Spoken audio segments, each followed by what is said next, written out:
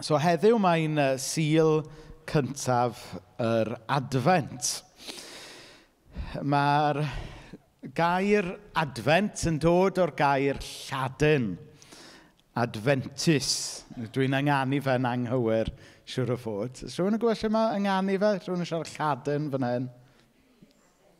Adventus. O'n i'n am fydde Sylfia'n siarad Lladin. Ac ystyr y gair yw disgwyl ymlaen. Disgwyl ymlaen i groesawu rhywbeth. Neu disgwyl i rhywbeth ddod. Nath Arwel gyffwrdd wythnos diwetha ar y thema yma da ni wedi cydio ynddo fe ar gyfer tymor yr Advent a Nadolig eleni, sef y gair Cymraeg hiraeth. Gair, maen nhw'n dweud nad oes modd i gyfieithu'r Saesneg. Mae yna rhyw ystyr a rhyw bwysau arbennig iddo fe yn y Gymraeg. Ond y cyfieithiad gorau falle yw longing. Bod ni'n disgwyl ymlaen am rhywbeth mewn ffordd hiraethus. Bod yn rhyw air sy'n mynd â ni yn ôl i rhywbeth oedd gyda ni a bod ni yn hiraethus i ddisgwyl ymlaen i'w brofi fe eto. Felly dwi'n meddwl fod hiraeth ac Advent yn ddau air, yn ddau thema sydd yn mynd gyda'i gilydd yn dda. Ac i chi gyd yn gallu uniaethu i ryw raddau neu gilydd gyda'r teimlad yma yn dydych. Da ni gyd wedi bod yn hiraethus rhywbryd am rhywbeth neu am rywle. Da ni gyd yn gwybod beth yw ei fod yn hymor Advent, i ddisgwyl ymlaen i rhywbeth, i ddisgwyl ymlaen falle i rhywbeth gwell i ddod. Mae yna gan hyfryd gan Meic Stevens yn does, disgwyl rhywbeth gwell i ddod. Ewch i chwilio amdano fe ar Spotify ar ôl mynd adre. Disgwyl am rhywbeth gwell i ddod. Mae e'n rhan o'n emosiwn dynol ni.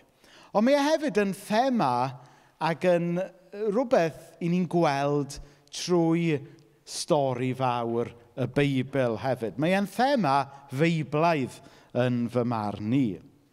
Un o'r geiriau sydd yn Beibl William Morgan ydy'r gair hyfryd hir ymaros.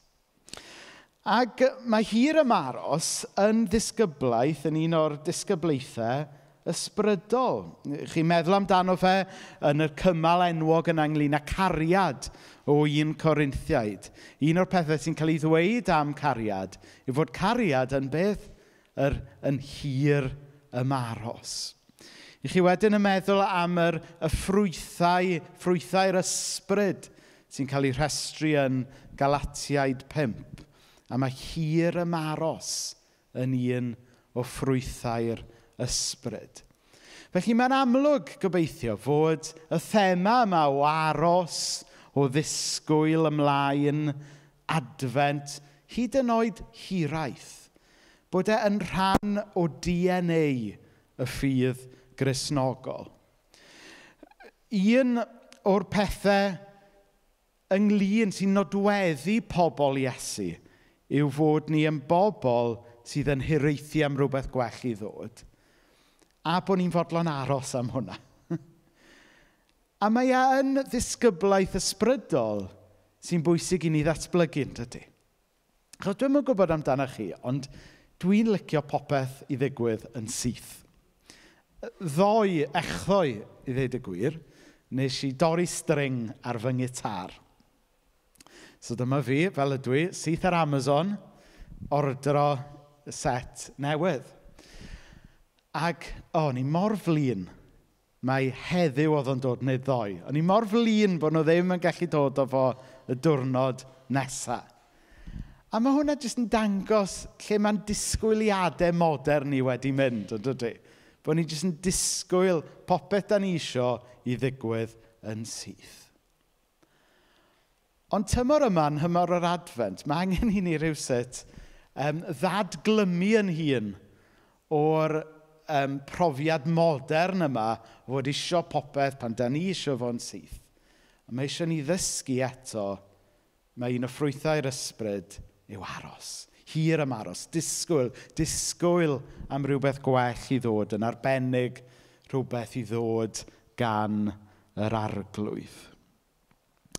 Felly, fel o'n i'n dweud, ni'n ailgydio bore yma yn y thema yma nath Arwel agor wythnos diwetha. Oedd Arwel yn edrych ar Can Mair ac edrych ar yr hiraeth a'r disgwyl ymlaen oedd yn hwnna. Ac wythnos yma, da ni'n mynd i edrych ar le y bugeiliaid yn stori'r Nadolig. Pan nes i ddechrau paratoi, o'n i am wneud rhyw bregaeth oedd yn cymharu y bugeiliaid a'r doethion.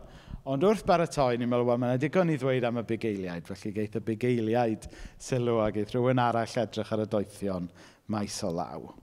Felly mae'r darlleniad bore yma yn dod o Efengyl Luc, pennod 2, adnodau 8 i 12, a wedyn neidio rhai adnodau i adnodau 16 i 20.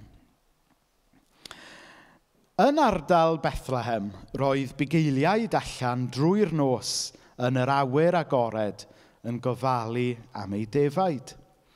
Yn sydyn, dyma nhw'n gweld un o angylion yr arglwydd, ac roedd ysblander yr arglwydd fel golau llachar o'i cwmpas nhw.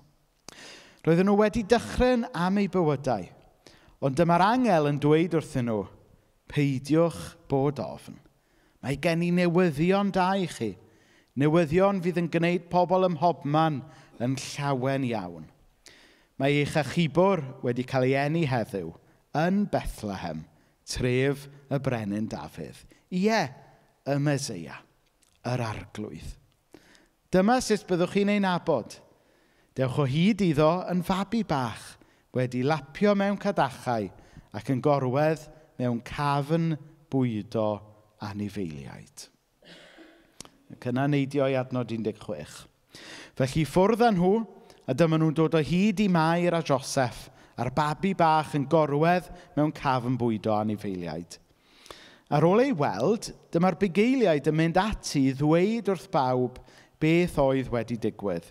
A dyma ddwedodd yr angel wrthyn nhw am y plentyn yma. Roedd pawb glywodd am y peth yn rhyfeddu at yr hyn roedd y bugeiliaid yn ei ddweud. Ond roedd Mair yn cofio pob manylyn ac yn meddwl yn aml am y cwbl oedd wedi cael ei ddweud am ei phlentyn. Aeth y bugeiliaid yn ôl i'w gwaith gan gamol a moli Duw am bopeth roedden nhw wedi weld a'i glywed. Roedd y cwbl yn union fel roedd yr angel wedi ei ddweud. A wedyn, o'n i hefyd eisiau jyst darllen 2 adnod o Mathew 1, lle mae Iesu fel petai yn cael ei enwi. Felly Mathew 1, adnodau 20 a 21. Joseph, fab Dafydd, paid petruso mynd â Mair adre i fod yn wraig i ti, a mae'r ysbryd glân sydd wedi gwneud iddi feichiogi. Bachgen fydd hi'n ei gael, rwy ti roi'r enw Iesu iddo, a mae fe fydd yn achub ei bobl o'i pechodau. Felly bore yma, yn sydyn ffrindiau, da ni'n mynd i edrych ar 3 gwers sy'n codi i ni. Oddi wrth lle y bugeiliaid yn y stori a'r gwirionedd hyfryd yma. Sef y cwestiwn cyntaf, pwy ddaeth Iesu i'w hachub? Yr ail beth yw sut mae dyfodiad Iesu yn dod â cysur i ni. A'r trydydd gwers, sut mae dyfodiad Iesu yn dod fel her i ni. A gobeithio wrth edrych ar y 3 pwynt yma bore yma, newn ni weld sut mae yr hiraeth da ni'n ei deimlo yn cael ei ddiwallu, sut mae'r syched yn cael ei dorri fel petai gyda dyfodiad Iesu. So, y wers gyntaf, pwy ddaeth Iesu i'w hachub? So, yn benodol bore yma, mae gyda ni'r bugeiliaid fel ffocws i'n myfyrdod ni. Ac mwyn deall arwyddocad y bugeiliaid, mae angen i ni ddeall rhywbeth ynglyn a'u cefndir nhw. Cefndir diwylliannol, economaidd a gwleidyddol oedd y bugeiliaid yn byw a bod ynddo fe. So'r peth cyntaf i nodi yw, mai bugeiliaid rhyw fath o ffermwyr oedden nhw, mae'n bwysig mai sylweddoli mai nid gang o Jeremy Clarkson wannabes oedd y bugeiliaid yma. Doedd na ddim cotiau barber yn agos i'r lle na unrhyw Range Rovers drydfawr. Nid gentleman farmers sydd gyda ni fan hyn, ond bugeiliaid go iawn, y werin datws go iawn, pobl go iawn, pobl gyffredin, a pobl oedd yn byw dan orthrwm y Rhufeiniaid. Yn ôl yr esboniwr Beiblaidd Ken Bailey, sy'n arbenigwr ar hanes y cyfnod, oedd rhan fwyaf o'r tir yn amser Iesu. Nid y bugeiliaid yma oedd berchen y tir, ond hytrach tenantiaid oedden nhw, a landlordiaid oedd bu ar tir. A'r landlordiaid yna fwy na thebyg yn rai oedd yn rheoli stadau fawr ac oedden nhw'n byw yn bell i ffwrdd. A mi oedd disgwyl i'r amaethwyr y bugeiliaid yma dalu rhent i'r landlordiaid, ac yn aml mi oedd y rent yma'n rent anheg, a mi oedden nhw yn cael eu trin yn anheg. Ac oherwydd hynna, yn y flwyddyn bach o hanes i chi nawr, yn y flwyddyn 60 oed Crist, fe nath y werin godi mewn gwrthryfel Iddewig. Oherwydd, yn rhannol oherwydd y gorthrwm economaidd a gwleidyddol yma oedden nhw'n gorfod byw o dano fe. Felly mae'n hawdd i ni weld yn dydyn, sydyn reit gobeithio, o ddeall rhywbeth o'r cefndir yna, sut y bydde y bugeiliaid yma, y bobl gyffredin yma, y werin yma, yn hiraethu am rhywbeth gwell. Yn hiraethu am amodau byw gwell.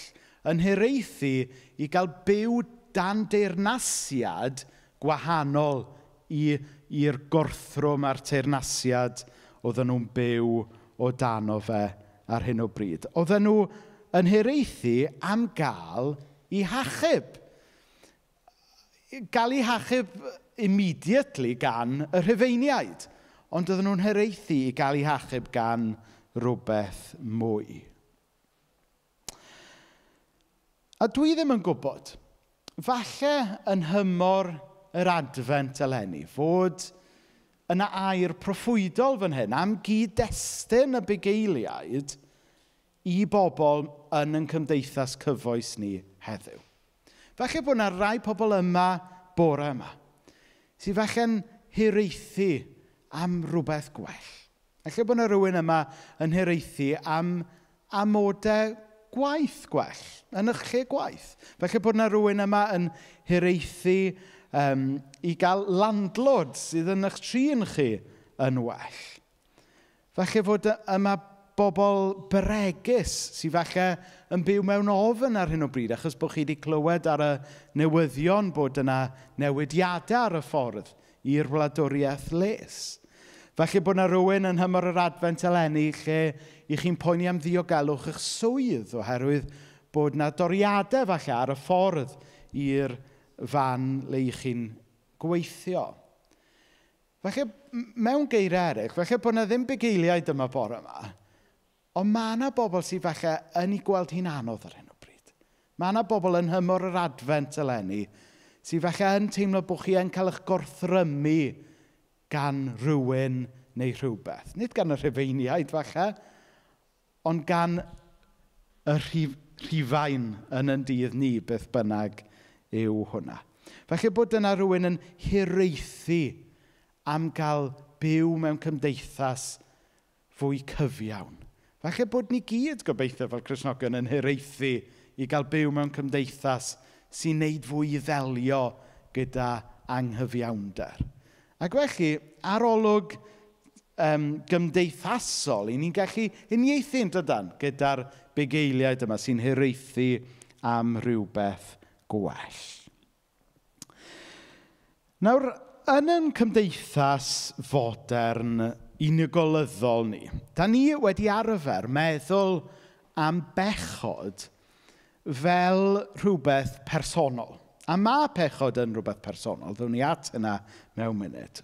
Ond byddai'r Iddewon ar y pryd wedi deall pechod mewn cyd-destun cymdeithasol hefyd. Sef fod pechod, bod e ddim jyst yn rhyw broblem personol rhwngthon ni a Duw, ond fod e'n rhywbeth sydd yn effeithio ar gymdeithas hefyd. A byddai'r bugeiliaid wedi gorfod byw dan hyn.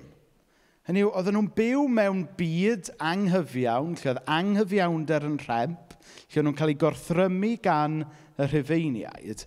A'r ffordd oedden nhw'n deall hwnna oedd, oedden nhw'n gweld fod pechod, bod e ddim jyst yn broblem personol, ond bod e'n rhywbeth oedd yn dylanwadu cymdeithas a strwythurau ac yn arbennig yn cael effaith negyddol ar y tlawd ac ar bobl oedd yn cael ei gorthrymu. Felly wrth feddwl am y cwestiwn pwy ddaeth Iesu i'w achub, wel, ateb syml y bugeiliaid oedd, wel, mae Iesu wedi dod i'n hachub ni. Dyna pwy mae Iesu wedi dod i achub. Mae wedi dod i'n hachub ni. A'i ateb simplistic nhw hefyd, mae'n siŵr, mae Iesu wedi dod i'n hachub ni oddi wrth nhw, y Rhufeiniaid. Ac ar rywydd, i ni'n gallu deall hynna. Achos meddyliwch chi nawr ynglyn â pobl sy'n byw dan ddylanwad pechod. A mae pechod wedi cael gafel a dylanwad o ryw fath ar bob un ohono ni. Yn trio meddwl am, gyda i rai ffrindiau sy'n Gristnogion, a maen nhw yn recovering alcoholics. Ac iddyn nhw, mae profiad nhw o brofi achubiaeth yn Iesu ynglwm a'r rhyddid maen nhw wedi cael oddi wrth y botel. So, maen nhw wedi, da ni gyd yn cofio'n annwyl am Tom yn dydyn. Oedd hwnna'n rhan o dystiolaeth Tom yn doedd. Bod mae Iesu wedi achub oddi wrth bechod, wrth gwrs. Ond o Iesu wedi achub oddi wrth y botel yn doedd. Ac felly, dyna dwi'n golygu wrth fan hyn, bod y bugeiliad wedi cael ei achub o bechod, ie. Ond pechod, fel oedd yn amlygu hun, yn gorthrwm y Rhufeiniaid drostyn nhw. Felly, pwynt dwi'n trio wneud ydy, yn hymor yr advent eleni, meddyliwch, ie, mae Iesu wedi dod i'n hachub ni o bechod, ond sut mae pechod yn amlygu hun yn eich bywyd neu yn eich cyd-destun chi? Mae Iesu eisiau achub chi rhag y peth neu oddi wrth y dylanwad yna. So, a dyma fynd felly edrych ar yr ail wers bore yma. Sut mae dyfodiad Iesu yn dod fel cysur? Wel, i'r bugeiliaid oedd wedi gorfod byw bywydau dan orthrwm y Rhufeiniaid. Oedd wedi gorfod byw i bywydau cyhyd dan y drefn anheg yma. Yna oedd cael clywed fod yna frenin gwell yn dod. Fod yna un oedden nhw'n cael galw arglwydd arno fo yn lle galw Cesar yn arglwydd. Yna oedd hwn yn gysur yn dod. Oedd dyfodiad Iesu yn dod fel cysur. Nawr tybed bore yma ffrindiau, beth yw eich ymerodraeth Rhufeinig chi? Beth yn eich bywyd chi sydd yn ddreinen ar hyn o bryd? Beth yn eich bywyd chi sy'n dwyn eich llawenydd chi? Beth yn eich bywyd chi sydd fel sawdl drom yn dwyn eich llawenydd chi ar hyn o bryd? Alla fe fod yn salwch falle. Alla fe fod yn anghyfiawnder economaidd dych chi yn byw dano fe oherwydd bod chi'n cael eich trin yn wael yn eich gwaith neu beth bynnag. Alla fe fod yn fwli sydd yn eich bywyd chi. A mae bwlis yn gallu edrych yn wahanol i bawb. Neu alla fe fod y pwysau a'r straen di-ddiwedd yma sydd ar dipyn o bawb yn cymdeithas gyfoes modern ni sy'n disgwyl i ni gyd sydd eisiau gwasgu pob darn o egni allan ohona ni. Mae ysbryd yr ymerodraeth Rufeinig yn gallu edrych yn wahanol i pawb, chi wybod. A mae dyfodiad Iesu yn dod fel cysur i bawb sy'n teimlo ysbryd ymerodraeth Rhufain yn eich bywyd heddiw. Nawr, dydy dylanwad Rhufain ddim yn llythrenol arno ni.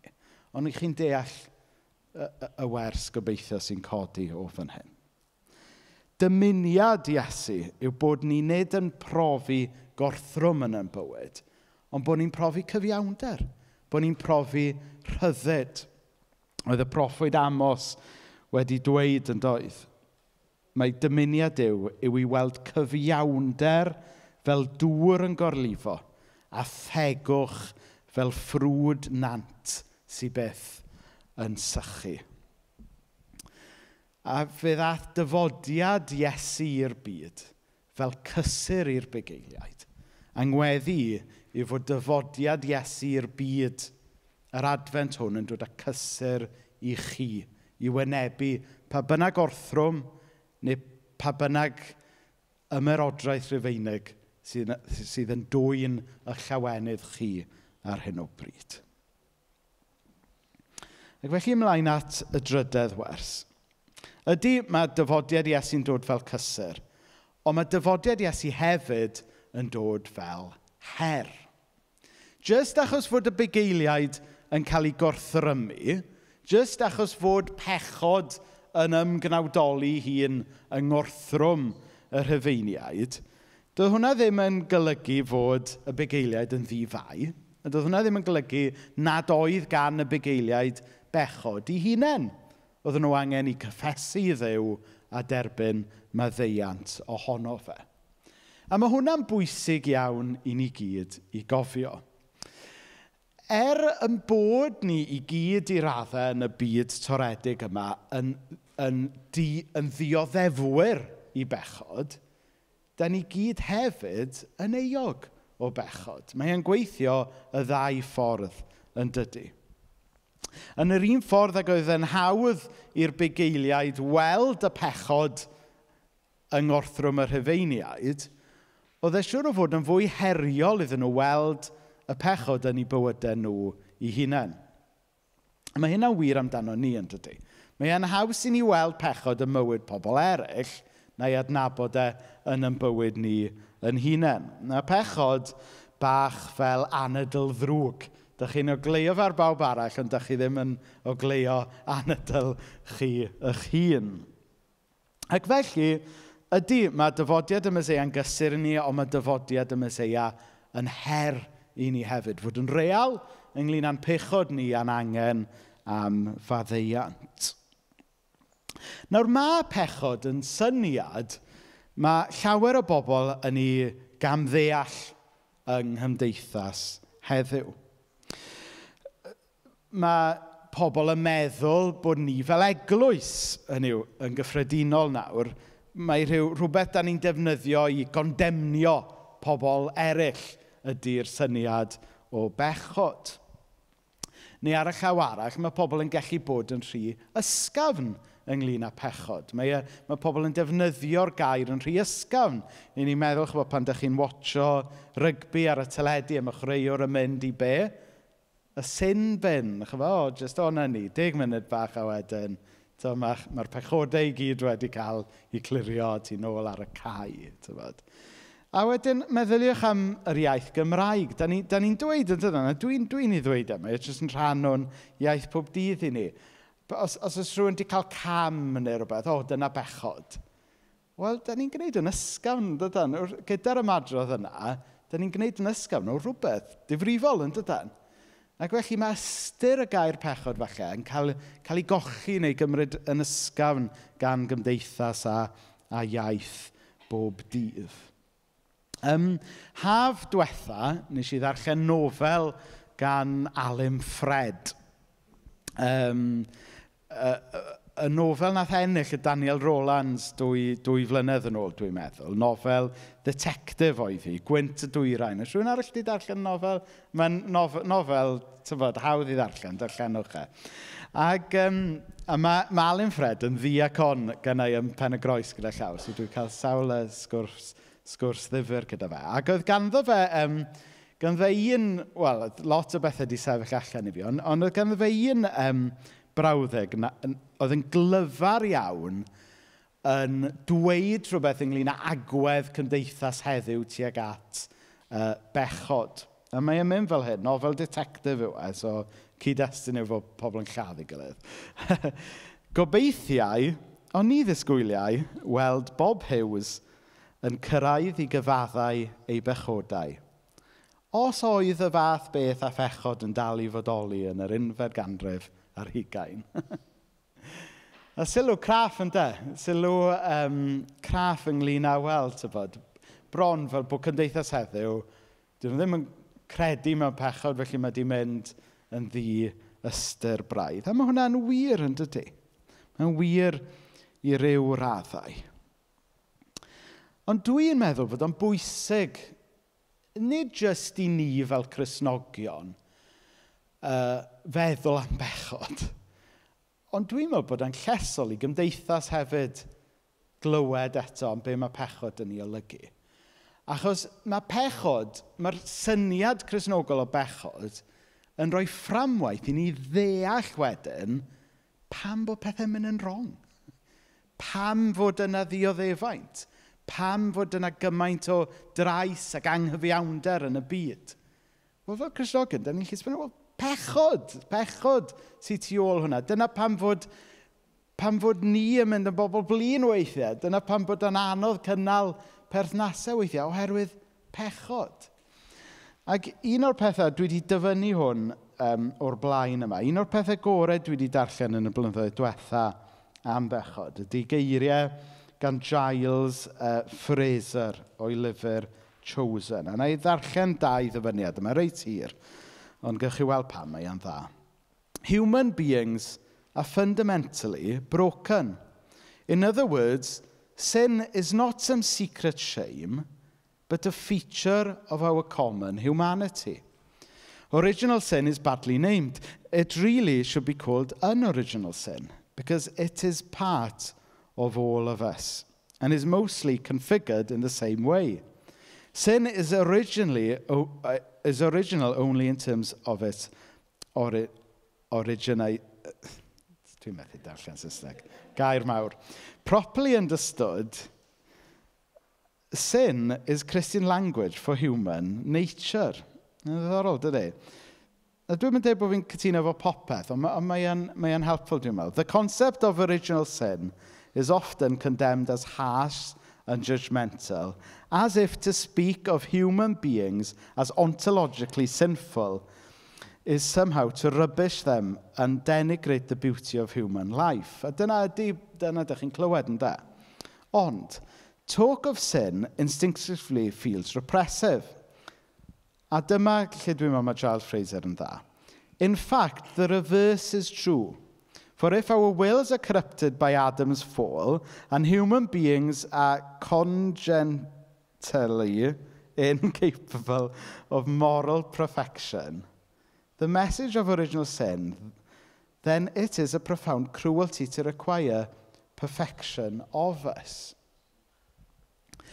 Ac felly, be dwi'n meddwl? Da ni'n byw mewn cymdeithas, dydan, sy'n in denial ynglyn â pechod, ond eto sy'n dal yn disgwyl i bobl byw bywydau perffaith. A wedyn pan di pobl ddim yn byw bywydau perffaith, maen nhw'n cael eu croeshoelio yn arbennig celebrities. A mae'n ddiddorol yn dydy. Ond mae pechod, mae bod yn real ynglyn â'n pechod ni a pechod yn gyffredinol, bron a bod, fel mae Giles Fraser yn dweud, yn gysur, achos mae fe'n helpu ni ddeall yn cyflwr. Mae'n helpu ni ddeall be ddath Iesu i'n achub ni oddi wrtho. Felly, yn yr un ffordd o'n i'n dweud mae dyfodiad Iesu yn gysur, mae dyfodiad Iesu yn her hefyd. Achos mae e'n neud i ni fod yn real, nid yn unig fod y byd o'n cwmpas angen i achub, ond actually, da ni yn hunain angen cael yn hachub hefyd. Felly jyst i grynhoi y neges bore yma. I ni wedi gweld bore yma gobeithio, mae rhan o dymor yr Advent ydy disgwyl ymlaen, hiraethu am un sy'n dod i'n hachub ni. Ond bod yr achub yna'n digwydd ar ddau lefel. Yn gyntaf, mae e'n dod fel cysur. Mae e'n dod i'n hachub ni rhag yr effaith mae pechod yn cael arno ni ac ar y byd.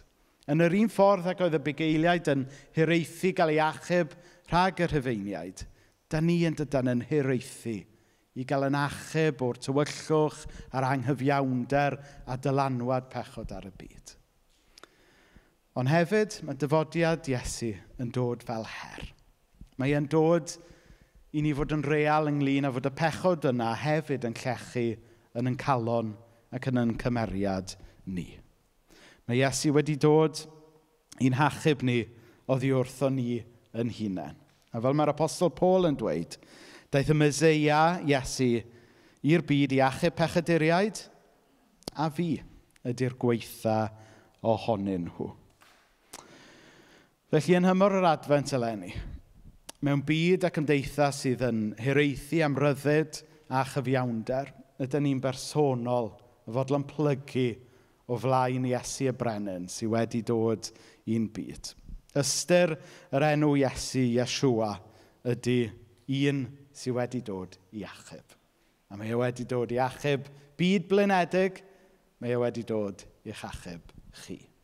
Er mwyn ei enw. Amen.